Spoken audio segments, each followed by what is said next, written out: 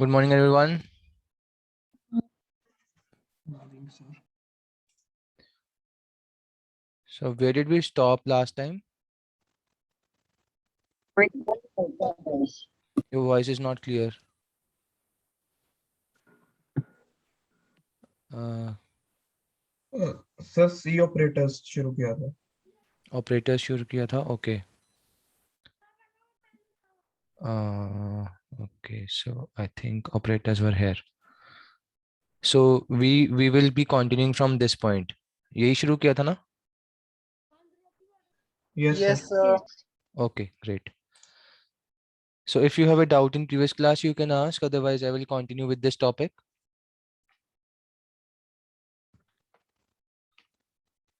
Sir आपने पिछले वाला लेक्चर अपलोड नहीं करा था ना? हाँ, वो करना है अभी. I will upload all the pending lectures today. Okay sir. Yes.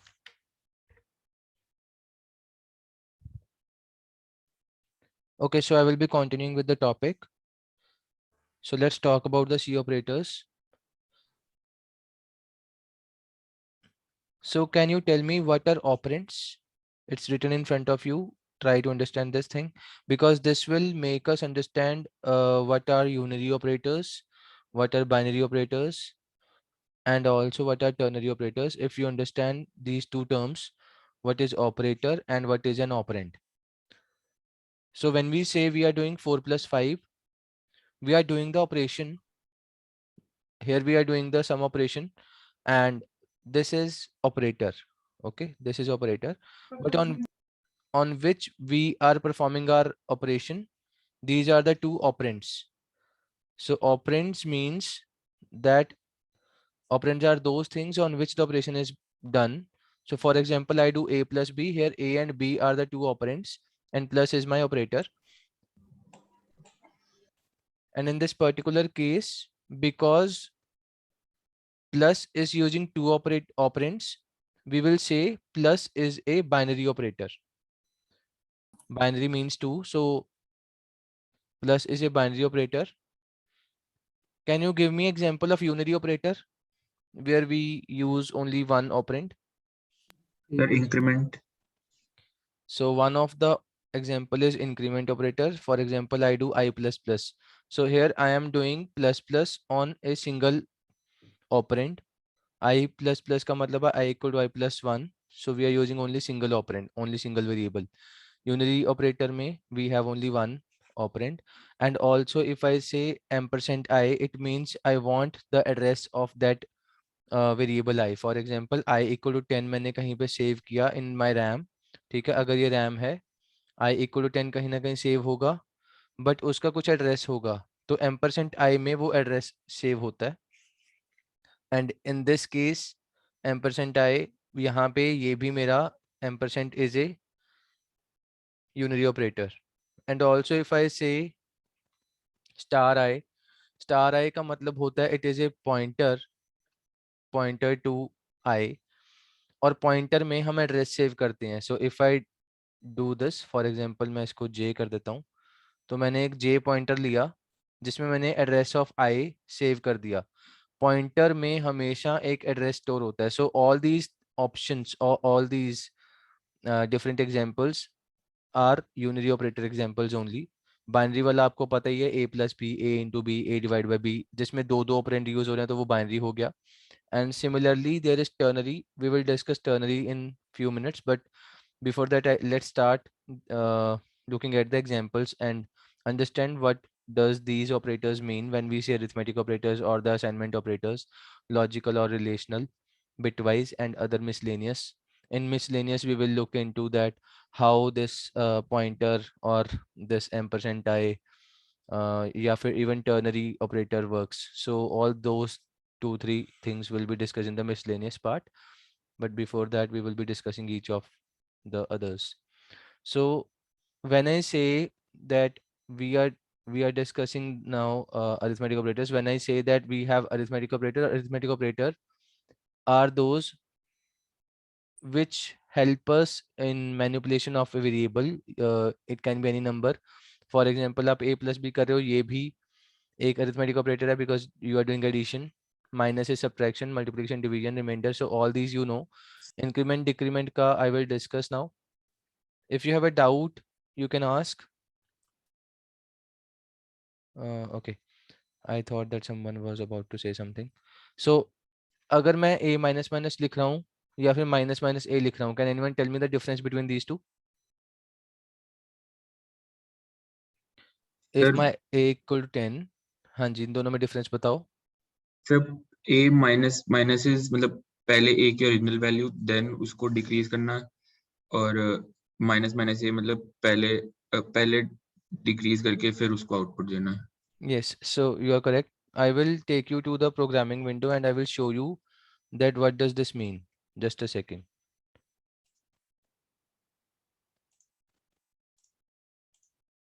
So I hope you can see my programming window. Now if I write here hash include stdio.h, because stdio तो करना ही है हर बार. I want to use printf वगैरह, तो वो stdio में होता है. Then int main. Let's say I have int I equal to 10. Now if I do this thing, print f %i %d for integer, I भी चलेगा. So if I write here this I minus minus, can you tell me what will be the output in this case?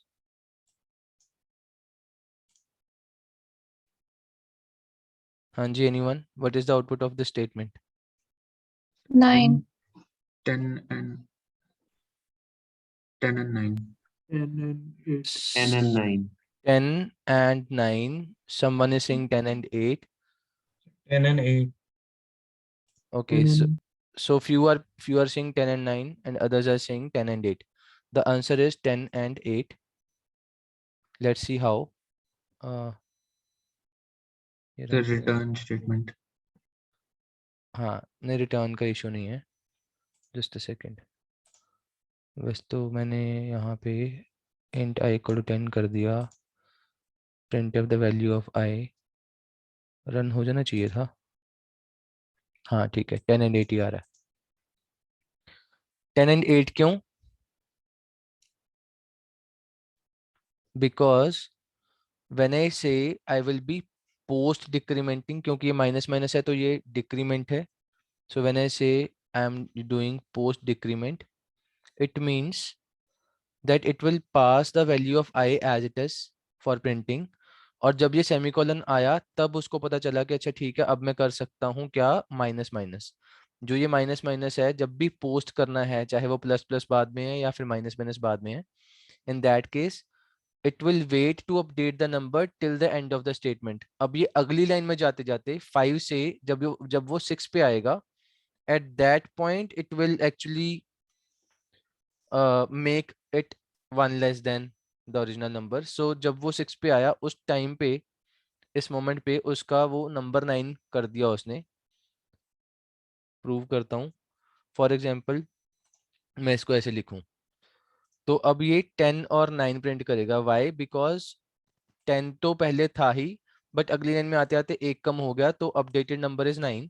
But because इस time मैंने minus minus लिखा था तो अब वो पहले डिक्रीमेंट करेगा. इसको बोलते हैं प्री डिक्रीमेंट. अगर ये प्लस प्लस होता तो मैं इसको बोलता pre increment, but in this case it is pre decrement. So this pre-decrement means that जब भी कोई अपडेटेड नंबर आएगा, सपोज इस केस में 9 आया था, तो उसको वो पहले कम करेगा, 9 को 8 करेगा, फिर यहाँ पे भेजेगा प्रिंट होने के लिए. Have you understood the difference between post and pre? Yes sir. Yes, sir. Yes, sir. ठीक है, अब इसका आउटपुट बताओ. फॉर एग्जाम्पल मेरे पास a इक्वल टू 10 है और b भी चलो 10 ही ले लेते हैं फिलहाल. If I write this thing, just a second. a plus plus plus plus b or a plus b and I write here 3% d's. हाँ जी, अब इसका आउटपुट बताओ स्टेटमेंट का. So 10, 11, 21. 10, 12, 20. कोई कह रहा है 10 11 21, दूसरा कह रहा है 10 12 20 और 10 11 21 10 11 20 11 22 so the answer 10, is 11, 22. 10 11 and 20, not 21, not 22, it is 20 only. I will tell you the reason बहुत सिंपल है, ध्यान से सर देखेंगे. वो यस, कुछ कहना है? सर रिवर्स ऑर्डर में वो होती है आउटपुट. हाँ, हमेशा राइट टू लेफ्ट एग्जीक्यूशन होगा, पर प्रिंटिंग के टाइम पे वो नॉर्मल एग्जीक्यूट करेगा, क्योंकि प्रिंटिंग में तो उसने वही करना है कि ए वाली चीज यहाँ पे भेज दी, बी वाली यहाँ पे भेज दी, वो सीक्वेंस में कोई इशू नहीं है. सिर्फ इस साइड पे फोकस करेंगे तो यहाँ पे राइट टू लेफ्ट आना है. जब हम printf में कुछ ऐसे कॉमा डाल के मल्टीपल आर्ग्यूमेंट्स लिखते हैं, all these arguments will be executed right to left, पर प्रिंटिंग जब यहाँ पे होगी तो वो लेफ्ट टू राइट ही होगी. समझ आया डिफरेंस? अब because I am saying that it we have to execute right to left, तो सबसे पहले a प्लस बी हुआ, समझ में आ रहा है? 20 हुआ. Yes, sir.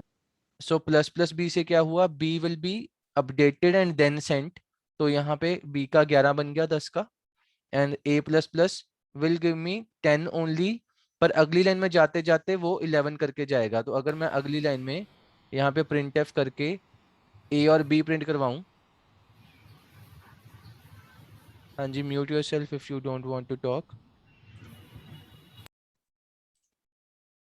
सो इस केस में my output will be for line number for next line after this printf, the output will be 11 and 11. तो मैं इसको अभी प्रूव करता हूँ आपके सामने. So if I write here printf, new line कर लेते हैं क्योंकि अगली लाइन में चाहिए, %d a comma b. So the output is 10 11 20 11 11. Just a second, क्या इशू है? अच्छा, मैंने %d नहीं डाला.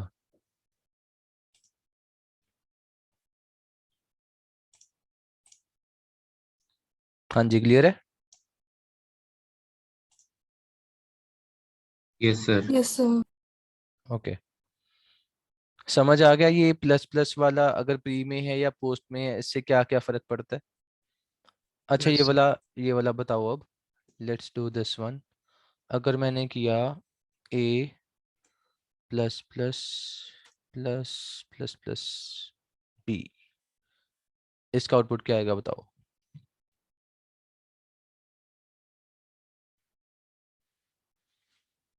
sir. 21. 21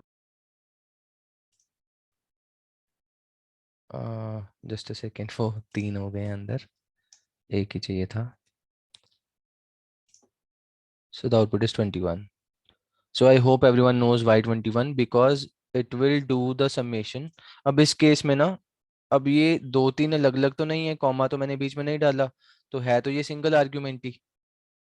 ठीक है, अब ये बिकॉज सिंगल आर्ग्यूमेंट है, यहाँ पे एक ना ग्रीडी नाम की कंसेप्ट आती है. ये थोड़ा ग्रीडी हो जाता है इन ए वे.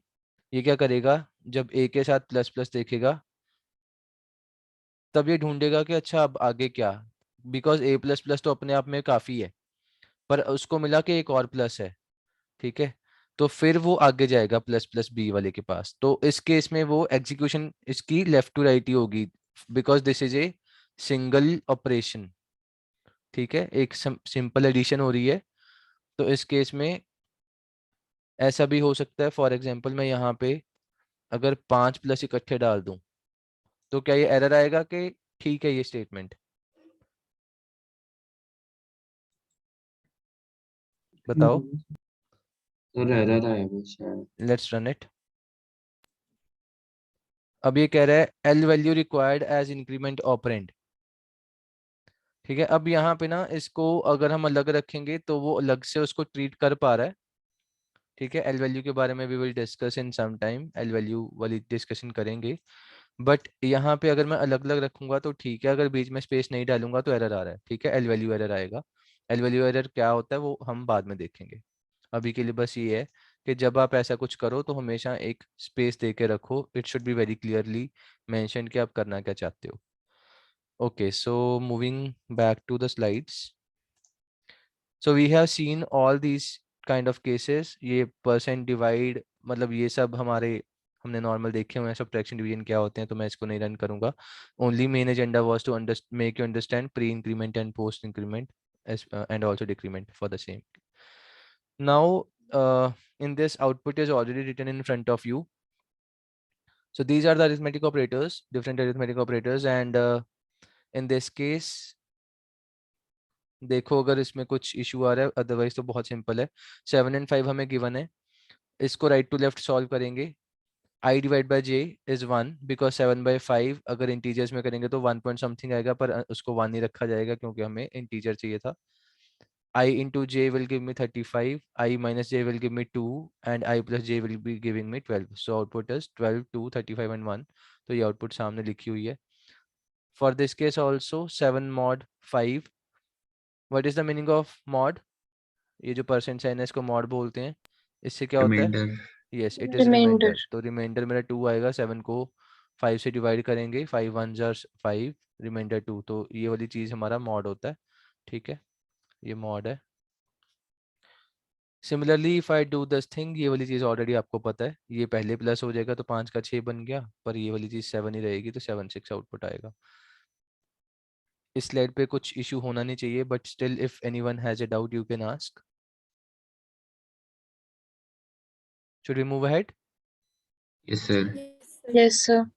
Okay, so these are the assignment operators. Assignment का मतलब है कि आप कुछ assign कर रहे हो, आप कुछ भेज रहे हो, और भेजना क्या है? राइट टू लेफ्ट कुछ नंबर. ठीक है, जो भी हम वैल्यू भेजना चाहते हैं, that value should be sent from right to left. So in this particular case what we will do is, example यहाँ पे गिवन है i equal to i plus 1. तो i सपोज मेरा 10 था, तो मैंने i को प्लस किया 1 से 11 बनाया, फिर उसको राइट टू लेफ्ट भेज दिया. तो इस केस में राइट टू लेफ्ट जाना है. असाइनमेंट में हमेशा राइट टू लेफ्ट ही होता है. Even if I use let's say plus equal to, तो a इक्वल टू 10 है, and if I say a plus equal to 2, this statement is equivalent to a equal to a plus 2. Is it fine? और वो जो भी होगा वो right to left जाएगा. तो ये समझ में आ रहा है कि असाइनमेंट कैसे काम कर रहा है. And there is also one thing written here. Each expression contains two parts, L value and R value. पीछे एक L value एरर आया था. L value और R value का मतलब ये है कि जो मेरा लेफ्ट हैंड साइड पे है वो L value है, लेफ्ट वैल्यू, और जो राइट हैंड साइड पे है वो मेरा राइट वैल्यू है. ठीक है, तो देखो क्या लिखा है, arithmetic operations are perform to calculate the right value. तो जो भी आप कैलकुलेशन करोगे वो राइट वैल्यू पे करोगे, इसको कैलकुलेट करोगे, वही चीज लिखिए, calculate the right value, and then assign the right value to the left value. समझ में आ रहा है? बहुत सिंपल है. राइट वैल्यू को सॉल्व करना है, and then you have to assign that value as a final to the left hand side. Easy है.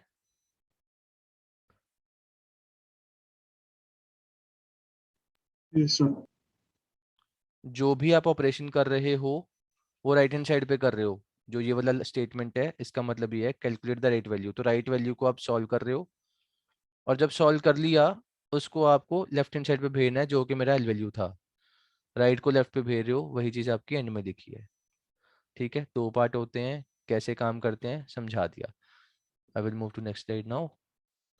So in this case, try to decode everything और चेक करो कि क्या ये प्रिंटिंग ठीक है कि इसमें कुछ गलत है आउटपुट में. We have initially 6. मैंने यहाँ पे किया i इक्वल टू 8. अब यहाँ पे मैंने वैल्यू असाइन कर दी, और जो भी वैल्यू होगी वो उसी टाइम उसको मिली, और वो जाके छाप देगा वैल्यू विल बी 8. ठीक है, जो भी मुझे i की वैल्यू मिली लेटेस्ट, वो वहां पे उसने आगे फॉरवर्ड कर दी, तो 6 मेरा रिप्लेस हो गया 8 के साथ. At this point my i is equal to 9 now. ठीक है, और वही मैंने यहाँ पे 9 को प्रिंट करवा दिया यहाँ पे आके. 9 multiply by 2, i multiply equal to 2 का मतलब है i equal to i into 2. मतलब क्या, मेरे पास 9 आया था, मल्टीप्लाई 2 करेंगे 18 आ जाएगा, तो 18 मेरा यहाँ पे प्रिंट हो जाएगा. आफ्टर दैट अपडेटेड नंबर के ऊपर डिवाइड बाय 3 करना है, i equal to i by 3 18/3 6 होता है और वही 6 मेरा यहाँ पे प्रिंट हो जाएगा।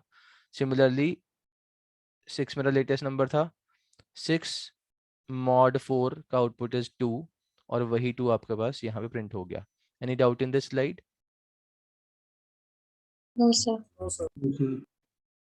Okay, now let's talk about the relational operators. Relationship बताना है, रिलेशनशिप मतलब के बराबर है, छोटा है, बड़ा है, क्या है, वो सब बताना है, ठीक है। So relational operator is a programming language, construct or operator that test or define some kinds of relation between the two entities. ठीक है, अब यहाँ पे हमें फर्स्ट केस में इक्वलिटी बतानी है कि क्या मेरा a इक्वल टू 5 है, ठीक है। ये एक कंडीशन है, मतलब एक कंडीशन चेक हो रहा है, ये हर केस में ही कंडीशन चेक हो रहा है। फॉर एग्जांपल, क्या मेरा a लेस देन 5 है, येस और नो, a ग्रेटर देन 5 है, येस और नो, मतलब हमेशा ट्रू फॉल्स में रिजल्ट आएगा इसका, ठीक है। तो जब भी हम ऐसा कुछ चेकिंग कर रहे हैं तो उसका आंसर ट्रू फॉल्स में आएगा और ये रिलेशनशिप बताएगा हमें, ठीक है। So that's written here also in the end, if condition is true it will return 1, अगर फॉल्स है तो 0, ठीक है। अगर ये कंडीशन पास हो जाती है तो 1 रिटर्न हो जाएगा, वरना 0 प्रिंट होएगा। इजी है। जब भी आप दो चीजों को कंपेयर कर रहे हो, it may be equal, it may be not equal, it may be less than, greater than, equal to, वो सब चीजें हमारे रिलेशनल ऑपरेटर में आती हैं, ठीक है। So this is the example of the same. मेरे पास I7 है, J1 है, and for this particular thing I would say equal to J तो नहीं है, तो इसका मतलब फॉल्स, ठीक है। फॉल्स का मतलब 0। क्या मेरा 7 लेस देन 1 है? फॉल्स। क्या मेरा 7 ग्रेटर देन 1 है? ट्रू। क्या मेरा 7 लेस देन इक्वल टू 1 है? False. Greater than equal to 1 है? Yes. Not equal to 1? True. 7 is not equal to 1, तो ये चीज ट्रू है, दोनों अलग अलग हैं, ठीक है। तो all the values have been printed false और ट्रू के फॉर्म में। इजी है। Yes, sir. Yes, sir. So can you tell me, यहाँ पे हम क्या कर रहे हैं? इस कोड में हमने कोड तो बनाया है लार्जेस्ट ऑफ 3 नंबर्स का, बट ये समझाएगा मेरे को कोई कि क्या हो रहा है यहाँ पे? सर एक को पकड़ के दोनों से कंपेयर कर रहे हैं। हाँ, अब इसको आप कोई टूर्नामेंट समझ लो, लेट्स से वर्ल्ड कप चल रहा है और मे बी IPL चल रहा है और 3 टीम्स हैं, तो इन तीनों का कंपटीशन करवाना है और देखना है कि कौन जीतेगा, ठीक है। वही चीज है greatest of 3 numbers. If my A team beats the B और A ने C को भी हरा दिया तो हम बोलेंगे कि A विनर है। लेकिन अगर A ने B को हराया और A जाके C से हार गया तो हम बोलेंगे C विनर है, ठीक है। इतना हिस्सा क्लियर है first half? Yes sir. Yes sir. Similarly अगर मेरा पहली मैच में A B से हार गया, इसका मतलब B ने A को हराया, तो फिर हम चेक करेंगे क्या मेरा B C को हरा पा रहा है। अगर हाँ तो B ग्रेटर है, ग्रेटेस्ट है। अगर लेकिन B मेरा C से हार गया तो फिर यहाँ पे %FC आ जाएगा, तो वो थोड़ा सा उसको ऊपर आंसर इसके चिपका दिया गया है, बट यहाँ पे एंड में C आना चाहिए इस वाले स्टेटमेंट में, ठीक है। तो ये कोड काफी सिंपल था और समझ आ जाना चाहिए, इसमें कोई दिक्कत नहीं होनी चाहिए। अगर किसी को कोई प्रॉब्लम आ रही है इस कोड को समझने में, you can ask it right now.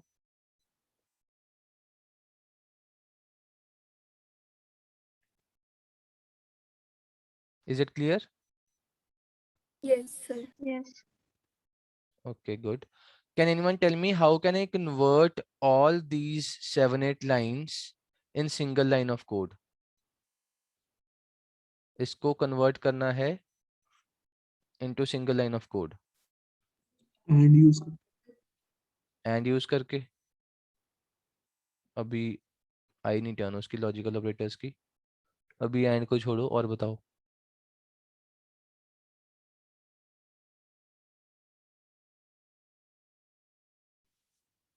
तो एक ना यहाँ पे टर्नरी ऑपरेटर नाम की चीज होती है। Can anyone tell me what is a ternary operator? ऐसे करके उसको लिखा जाता है, उसका सिंटेक्स ये है, मतलब वो दिखता ऐसा है, सिंटेक्स तो पूरा अभी बताऊंगा। देखो मैंने अभी तक आपको यूनरी ऑपरेटर बताए हैं और बाइनरी ऑपरेटर बताए हैं और ये आपको समझ आ गया होगा। ऐसी एक टर्नरी ऑपरेटर होता है। टर्नरी ऑपरेटर में 3 ऑपरेंड होते हैं, ठीक है, और उन 3 ऑपरेंड्स के बीच में ये लगाया जाता है इसी सीक्वेंस में, पहले क्वेश्चन मार्क आता है फिर कॉलन आता है, और यहाँ पे मुझे 3 ऑपरेंड फिट करने हैं। फर्स्ट पार्ट में मुझे चेक करना पड़ेगा कुछ कंडीशन, ठीक है। अगर कंडीशन ट्रू हुआ तो ये वाला पार्ट रन हो जाएगा, run if true, and run if false. अगर वो कंडीशन फॉल्स हुआ तो लास्ट वाला पार्ट रन हो जाएगा। एक बेसिक सा आइडिया समझ में आ रहा है कि क्या हो रहा है यहाँ पे? Yes, sir. यस ठीक है, तो I will convert these 7-8 lines into single line of code now in front of you. Just give me a second, moving to the coding window. So now let's say I have 3 numbers. मैं इस case में greatest of 3 का जो code बनाने लगा हूँ अभी आपके सामने, I am assuming that all the 3 numbers are different from each other. ठीक है, कोड बनाते हैं greatest of 3 numbers using ternary operator. तो मैं क्या करूँगा, मुझे 3 नंबर इनपुट करवाने हैं यूजर से, ABC, स्कैनफ करवाएंगे, तीनों का इनपुट हो जाएगा %d %d %d %a,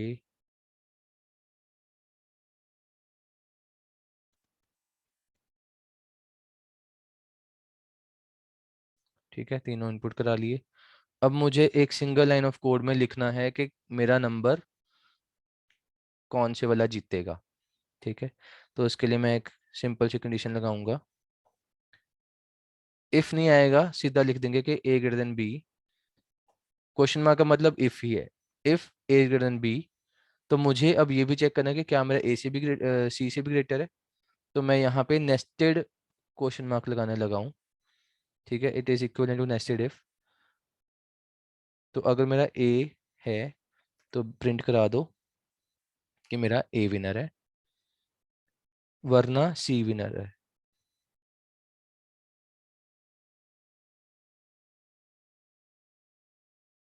ठीक है, अब ये वाला इतना हिस्सा, ये जितना मैंने हाईलाइट करा है, this is actually the true part of the first question mark, ठीक है। All of this ternary operator, ये नेस्टेड टर्नरी यूज करा मैंने, this is actually the true part of a greater than b। अगर a b से जीत जाता है तो मैं चेक करूंगा a c से जीत रहा है तो print a, else print b c। Similarly if my b is winner eight this point तो वो एल्स पार्ट पे जाएगा और हम चेक करेंगे कि क्या मेरा b c को हरा पा रहा है। अगर हाँ तो प्रिंट b एल्स c। तो ये वाली चीज मैं कॉपी कर लेता हूँ,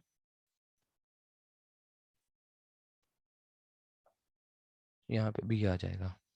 that's it, code is complete, return 0। देखते हैं इसको एक बार रन करके, फिर समझाता हूँ कोड को।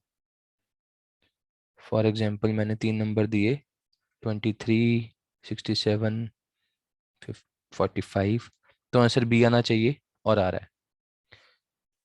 ये कोड को कौन समझाएगा मेरे को? Someone explain me 7th line. I will change the 3 numbers, let them be 98, 345 and 6757. Output is C। तो मतलब ठीक आ रहा है, कुछ भी नंबर डालूं। हाँ जी बताओ मेरे को, कोई समझाएगा 7th लाइन? सर, अगर अगर फर्स्ट जो a greater than b true है तो तो जो नेस्टेड ऑपरेटर का फर्स्ट पार्ट है वो रन होगा, और अगर फॉल्स है तो नेक्स्ट वाला पार्ट रन होगा। तो यहाँ पे मेरे 3 पार्ट्स ये हैं, ये मेरा फर्स्ट ऑपरेंड है, इतना हिस्सा, this is my first operand, ठीक है। This yellow area is my second operand and this pink area is my third operand. तो ये red, yellow and pink are the 3 operands. तभी हमने बोला कि हाँ ये टर्नरी ऑपरेटर है, ठीक है। अब वो अलग बात है कि मैंने सेकंड और थर्ड ऑपरेंड में भी एक पूरा पूरा टर्नरी ऑपरेटर डाल दिया, ऐसे डाल सकते हैं, ठीक है।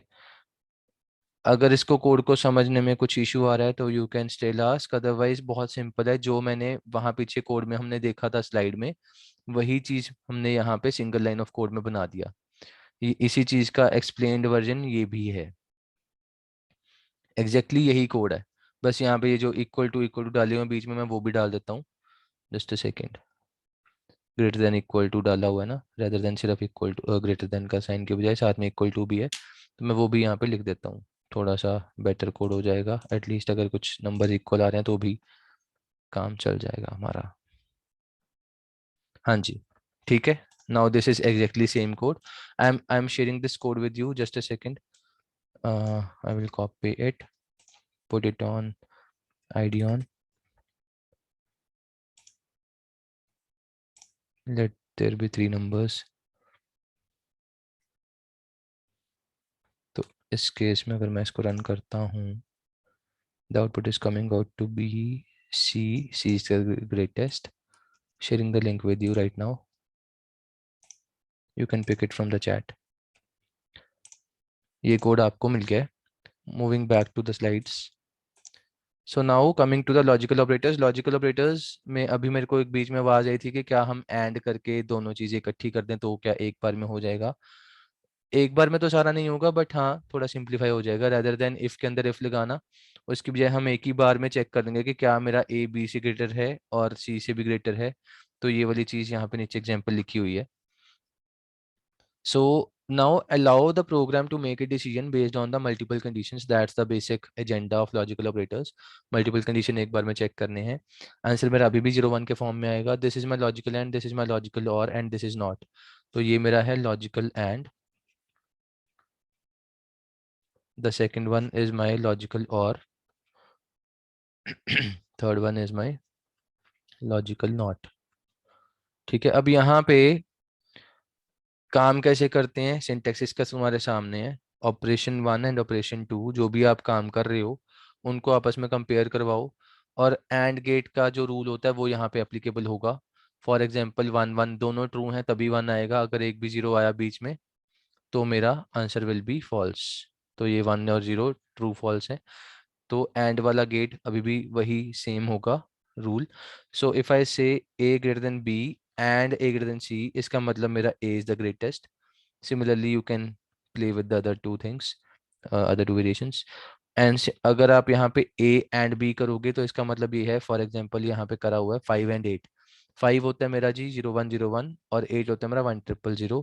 तो अगर आप इन दोनों को ऐड कर दोगे, वैसे तो इसका ये वाला जो है, जो आपके सामने इस वक्त मैं लिख रहा हूँ, ये वाला एक्चुअली ऐसे नहीं होगा। This is not the double and इस केस में, बिकॉज मैंने ऑलरेडी छोटा सा ये काम कर दिया कि मैंने बिट वाइज बिट लेवल पे काम करा है। ये बिट लेवल है ना, 5 को मैंने बिट लेवल पे बोल दिया कि 5 को हम ऐसे लिख सकते हैं, 8 को ऐसे लिख सकते हैं। This is bit wise level, and यहाँ पे सिंगल एंड आएगा। ये बिट वाइज का भी आने वाला अगली अगली 1 2 स्लाइड्स में। तो बिट वाइज एम्परसेंट अलग होता है। बिट वाइज एम्परसेंट में हम बिट्स के लेवल पे ऐसे करके उसको एंड करते हैं, बट इस केस में हमें सिर्फ 0 और नॉन जीरो वैल्यू को देखना है कि अगर मेरा 5 एंड 8 लिखा हुआ है, इसका मतलब ये भी नॉन जीरो वैल्यू है और ये भी नॉन जीरो वैल्यू है, then the answer will be equal to 1। लेकिन अगर मैंने बोला 0 एंड 8 तो उस केस में आंसर विल बी 0, क्योंकि एक फॉल्स आ गया बीच में। I will prove it to you. In fact there are some examples on the next slide, let's look into it.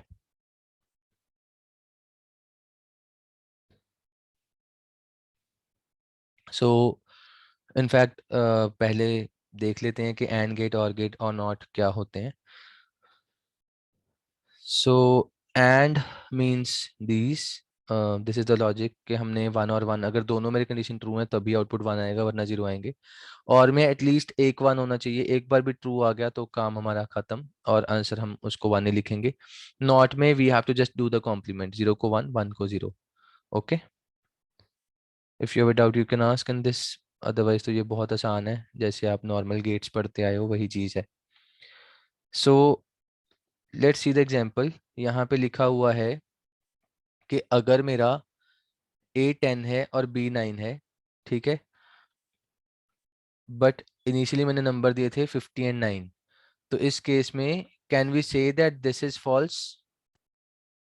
Yes और नो? Yes sir. क्योंकि हम सिर्फ इक्वलिटी चेक कर रहे हैं और मेरा 50 इज नॉट इक्वल टू 10, और ये वाली चीज ट्रू है। अब इसमें एक चीज लिखी है यहाँ पे, if either of the two condition is false और incorrect then the printf command is bypassed. वो अंदर जाएगा ही नहीं क्योंकि ये ट्रू नहीं हुआ। मतलब वो ये कह रहा है कि जब एंड कर रहे हो, लॉजिकल एंड कर रहे हो, तो दोनों कंडीशंस का ट्रू होना जरूरी है। अगर यहाँ पे 10 की बजाय 50 लिखा होता तब ये वाला भी ट्रू होता, फर्स्ट वाला, और सेकंड वाला भी ट्रू होता, फिर वो अंदर आके जरूर प्रिंट करवाता हेलो को। But in this case it will not print the hello, it will bypass the print statement. मतलब वो जब वो अंदर गया ही नहीं इफ का। अगर देखो एक ये सिंपल सा रूल होता है, चाहे फॉर लूप है, चाहे इफ है, चाहे वाइल लूप है, अगर हम ब्रैकेट नहीं डाल रहे, अगर हमने उसके साथ ब्रैकेट नहीं डाली, तो उससे जस्ट नेक्स्ट इमीडिएट लाइन के ऊपर वो चीज वैलिड है। अगर मैंने यहाँ पे सपोज ये लिखा if a equal to 50 and b equal to 9, और मैंने लिख दिया प्रिंट एफ ट्रू, ट्रू की बजाय मैं यहाँ पे लिखता हूँ हेलो,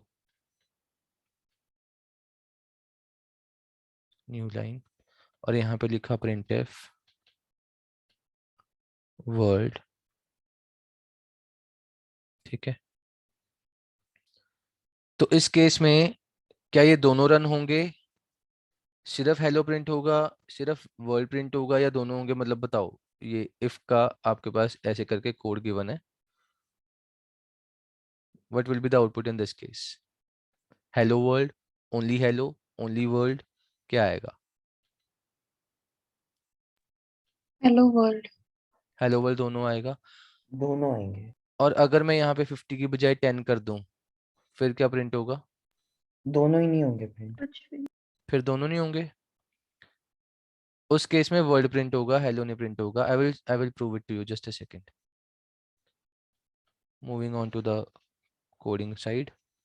फॉर एग्जांपल मैंने बोला a equal to 50, b equal to 9, ठीक है, और मैंने आपको बोला कि मैंने यहाँ पे इफ लगाया, if a is equal to 50 and b equal to 9, तो क्या करो, तो प्रिंट करा दो। क्या प्रिंट कराना है? हेलो। ठीक है, और साथ में ये भी प्रिंट करवा दो, वर्ल्ड। हाँ जी, इस केस में क्या आउटपुट आएगा? Many of you said it was hello world, और ठीक है, हेलो वर्ल्ड दोनों आ गए न्यू लाइन में। पर फिर मैंने बोला कि अगर मैंने 50 को 10 किया तो मुझे आवाज ये आई कि दोनों प्रिंट नहीं होंगे, बट मेरा कहना है कि ये वर्ल्ड प्रिंट फिर भी हो जाएगा, हेलो नहीं होगा। Let's run it. So the output is world. Can anyone tell me the reason?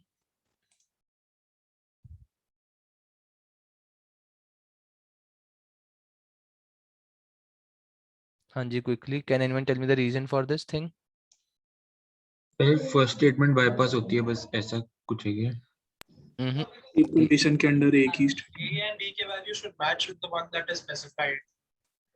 Since A का value नहीं है, सिर्फ B का value है, इसलिए only the B part of the term is showing.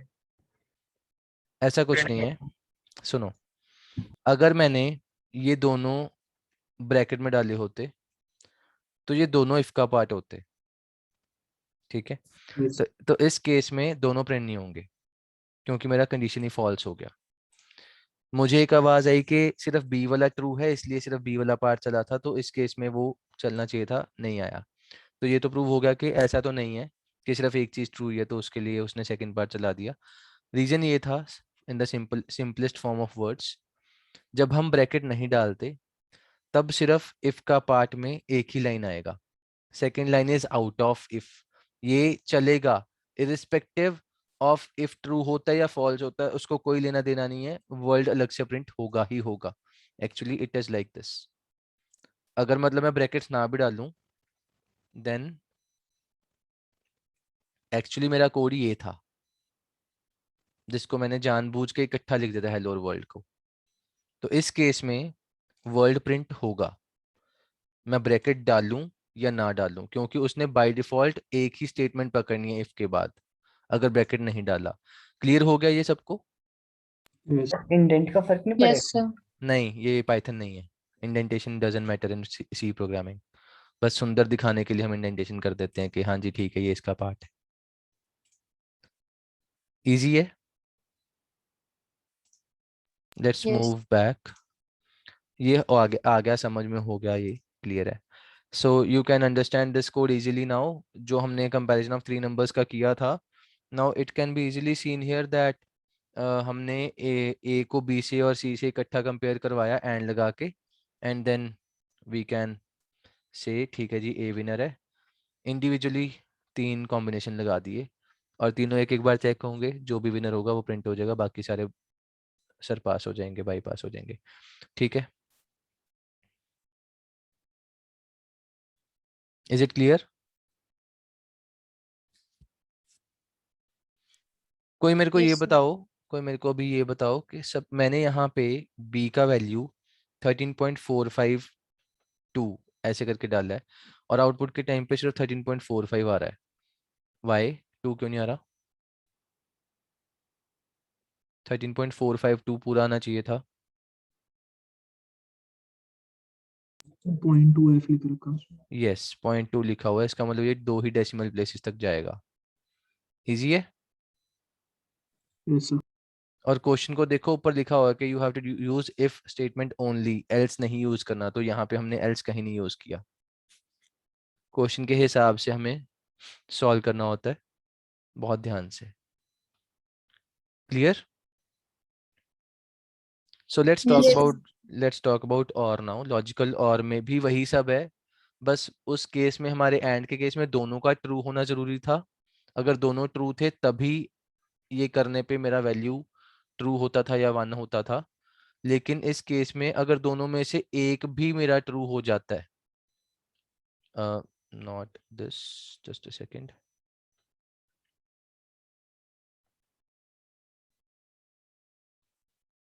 अगर एक भी ट्रू हो जाता है लॉजिकल और में, तो आंसर मेरा फिर भी ट्रू ही आएगा।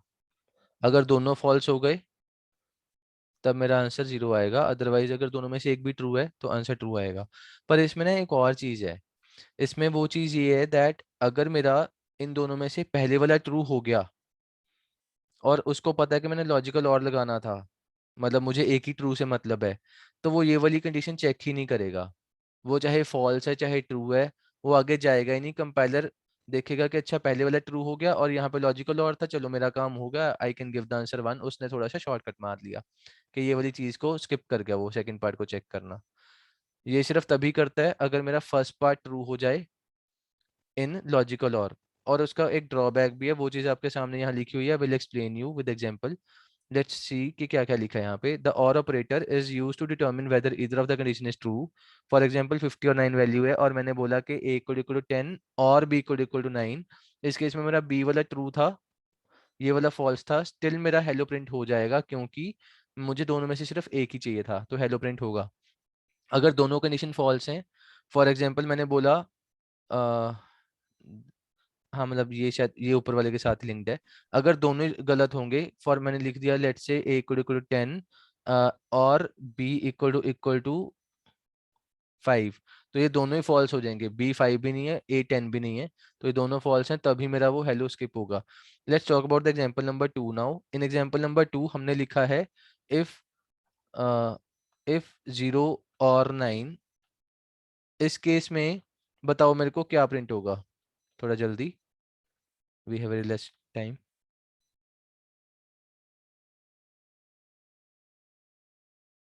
करेक्ट। करेक्ट प्रिंट होगा।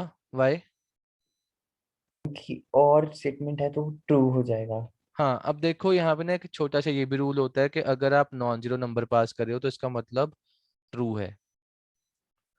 ये 0 इज माई फॉल्स। अगर नॉन जीरो नंबर मैंने यहाँ पे लिख दिया डायरेक्टली, 9 है, 5 है, 1 है, 10 है, जो भी है, ट्रू माना जाएगा। तो इस केस में दोनों में से एक भी ट्रू हुआ तो वो करेक्ट वाली चीज को प्रिंट कर देगा। एंड यहाँ पे एक और चीज लिखी है कि सपोज आपने यहाँ पे करा if the first operand of the this thing is true, second operand will not be evaluated.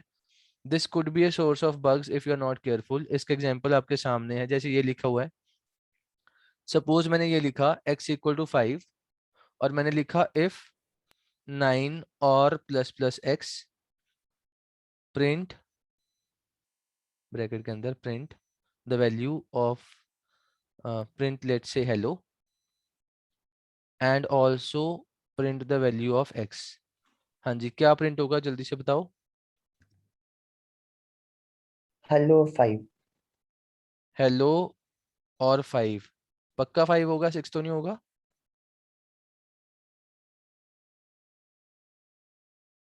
यहाँ पे 5 ही होगा, Yes, 6 तो sir. नहीं होगा. Yes sir. वाई? क्योंकि वो ये वाली चीज इवेल्युएट ही नहीं करेगा, बिकॉज उसको यहाँ पे ट्रू मिल गया पहली बार में, तो वो सेकंड वाली चीज को नहीं करेगा. मैं अभी आपको प्रूव भी करके दिखाता हूँ on the coding screen. But इससे ये 100% है कि रिजल्ट यही आएगा, hello and 5. It will not B hello 6. So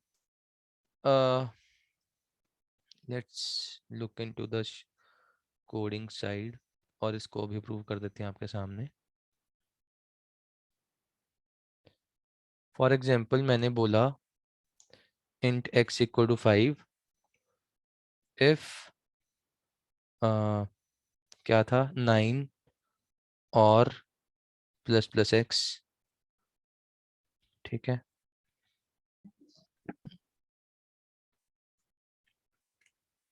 printf hello.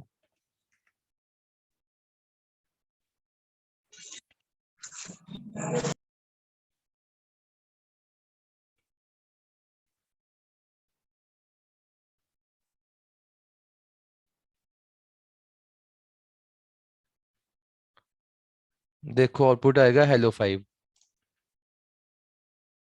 ठीक है, लेकिन अगर मैंने यहाँ पे 0 लिखा होता फिर बताओ क्या प्रिंट होगा. Hello 6. Yes, it will be hello 6. ठीक है, समझ आ गया सबको हुआ क्या है. Yes, sir. Yes, sir. Okay, moving back. ये आ गया समझ. ठीक है, चलते हैं आगे. और उसी चीज का यहाँ पे एग्जांपल एक और समझाया हुआ है. So if the first operand of the logical और operator evaluates to true, the second will not be evaluated, this could be bug. ये वही चीज को थोड़ा सा डिटेल में लिखा हुआ है. नॉट ऑपरेटर क्या होता है? Not operator is something that will complement your answer. उल्टा कर देगा, फर्स्ट कॉम्प्लीमेंट निकाल देगा उसका. करना क्या है, इसका आंसर इज ट्रू, 0 और 9 will evaluate to true, but because मैंने आगे नॉट लगा दिया तो इसका मतलब आंसर फॉल्स है, और ये ओवरऑल मेरा इफ के अंदर की चीज को ओवरऑल उसने फॉल्स बना दिया. अब बिकॉज ये फॉल्स है तो इसलिए ये एल्स पार्ट में जाएगा और इनकरेक्ट प्रिंट करेगा. क्लियर है? Yes, sir. Okay, that's all for today. I'm ending the session now. We will continue with this in the next class. Thank you. Thank you sir. Thank you sir.